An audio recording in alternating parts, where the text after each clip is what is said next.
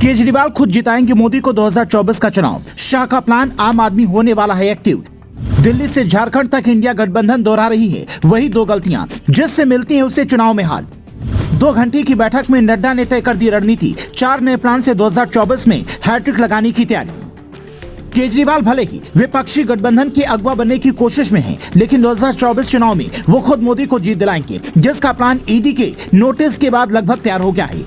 आप अगर सोच रहे हैं कि ईडी की नोटिस के डर से केजरीवाल ऐसा करेंगे, तो ये बिल्कुल नहीं है, बल्कि ईडी की नोटिस के बाद वो जो कर रहे हैं उसकी वजह से ऐसा होने वाला है। जिसे समझने के लिए आपको ये जानना होगा कि दिल्ली से झारखंड तक इंडिया गठबंधन कौन सी 2 गलतियां दोहराने वाली है, जिससे 2024 में भी उसकी हार तय हो जाएगी।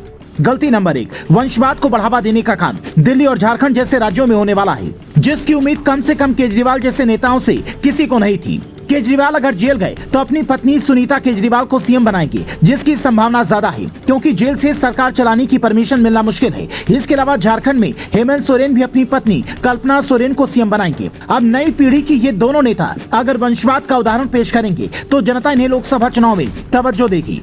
ये नहीं कहा जा सकता, क्योंकि बीजेपी की एक बात जनता ही नहीं बल्कि विपक्षी पार्टी के नेताओं को भी काफी पसंद आती है कि वहां सीएम बनने के लिए किसी का बेटा, किसी की पत्नी या परिवार का होना जरूरी नहीं होता, बल्कि मोदी शाह की जोड़ी सामान्य से कार्यकर्ता को भी सीएम बना देती है। सरपंच का चुनाव हारे हुए व्यक्ति को भी मुख्यमंत्री की कुर्सी तक पहुंचा देती है। छत्तीसगढ़, राजस्थान और मध्य प्रदेश का उदाहरण आपके सामने है, जहां बड़े बड़े नेताओं को साइड कर बीजेपी ने ऐसे लोगों को सीएम बनाया जिनका नाम चर्चा में नहीं था, और ये बात जनता को भी पसंद आई। लेकिन विपक्षी इंडिया गठबंधन इस बात से भी कुछ सीख नहीं ले रहा है। इसीलिए पीएम मोदी जब इसे घमंडिया गठबंधन कहते हैं तो जनता भी ताली बजाती है। इसके अलावा दूसरी बड़ी गलती, राहुल गांधी की न्याय यात्रा जो 14 जनवरी से शुरू होने वाली है। बीजेपी अब 1984 से लेकर कांग्रेस सरकार में लोगों के साथ हुए अन्याय के मुद्दे को और जोर शोर से उठाएगी, जिसका जवाब शायद ही कांग्रेस दे पाए। ऐसे में राहुल गांधी की न्याय यात्रा कांग्रेस को तगड़ा नुकसान पहुंचा सकती है, क्योंकि कांग्रेस या फिर दूसरे विपक्षी दल वो चुनाव से ठीक पहले अपनी तैयारी शुरू करते हैं, जबकि बीजेपी उनसे इस मामले में कई कदम आगे है। जब विपक्षी पार्टी के कई बड़े नेताओं के सिर से न्यू ईयर का पार्टी का खुमार भी नहीं उतरा था, तब 2 जनवरी यानी कि मंगलवार को जेपी नड्डा कार्यकर्ताओं के साथ 2024 के चुनाव को लेकर बैठक कर रहे थे, जिसमें 4 बड़ी रणनीति पर चर्चा हुई है।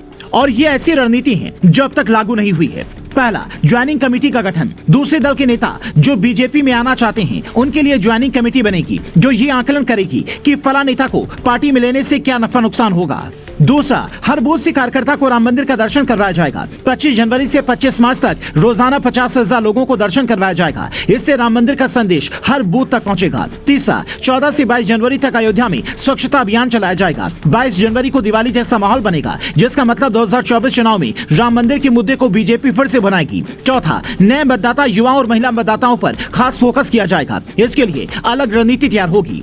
यानी बीजेपी विपक्षी गठबंधन से तैयारियों के मामले में काफी आगे निकल चुकी है। इसके अलावा सबसे बड़ा प्लान अमित शाह का मिशन आम आदमी होने वाला है। छत्तीसगढ़ में एक आम आदमी को शाह ने कैसे विधायक बनाया, ईश्वर साहू को कैसे विधायक बनाकर न्याय दिलवाया, वो सबने देखा। ऐसे ही लोकसभा चुनाव में शाह आम आदमियों को टिकट देकर विपक्ष के बड़े बड़े उम्मीदवारों को मात दिलवा सकते हैं। मतलब आम आदमी पार्टी ने आम आदमी को टिकट देने का जो काम दिल्ली चुनाव में किया था, वही देश लेवल पर अब बीजेपी करने वाली है। कहते हैं कि ये आइडिया भी उस वक्त केजरीवाल का नहीं था, बल्कि गुजरात में शाह ऐसा कमाल कर चुके थे, और ये आइडिया वहीं से आम आदमी पार्टी को भी आया था। मतलब आपकी रणनीति ही इस बार विपक्ष को हराने वाली है, और ऊपर से ईडी की नोटिस पर पेश न होने से केजरीवाल और सोरेन जैसे नेताओं की छवि धूमिल हो रही है, क्योंकि ये वही नेता हैं जो कहते थे कि नोटिस पर नेताओं का ना जाना अच्छा नहीं होता। पर अब बात खुद पर आई तो लेटर लिखकर ईडी से कह रहे हैं कि लिखित में सवाल भेजिए, हम यहाँ से जवाब भेजेंगे। फिर पूछताछ का क्या मतलब होगा? इन दोनों नेताओं के पेश न होने पर आप क्या कहेंगे? कमेंट कर बताएं। साथ ही ये भी बताएं कि 2024 चुनाव में बीजेपी को कितनी सीटें मिलने की उम्मीदें